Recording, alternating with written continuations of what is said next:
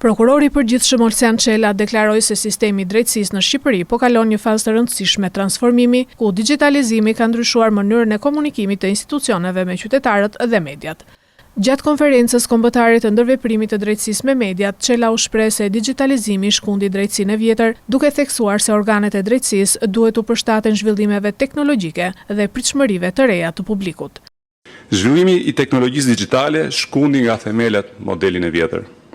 Informacionet pafundme qarkullojnë dhe përhapen me shpejtësi maramëndse. Nëpër masa krejt të paimagjinueshme nga disa dekada më parë.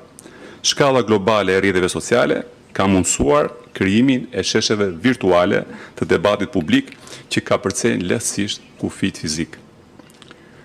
Intensiteti i ndërveprimit mes përdoruesve në këto platforma krijon dinamika të paparashikueshme që ndikojnë në jetën publike.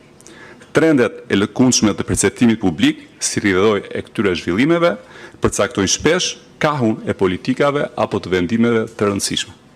Sipas tij, sistemi i drejtësisë ndodhet ende në një fazë komplekse transformimi, ndërsa rikthimi i besimit të qytetarëve, i cili ka rënë në nivele shumë të ulta gjatë 10 deri 15 viteve të fundit, është një proces që kërkon kohë. Nuk është e lehtë për institucionet tradicionale të përshtaten në kohë këtyre zhvillimeve transformuese shoqërore. Aq më tepër për organet e drejtësisë që teksa duhet kryejnë funksione të cilat kërkojnë shpesh një nivel të lartë diskrecioni, duhet gjithashtu të sigurojnë transparencën e nevojshme për publikun, thelbësisht kjo e rëndësishme në një shoqëri të demokracisë liberale. Gjetja e këtij ekuilibri komplikohet më tej nga nevoja për të qenë të besueshme për publikun. Fakt që lidhet pasgjithshmërisht përveç të tjerash edhe me komunikimin publik të veprimtarisë së tyre.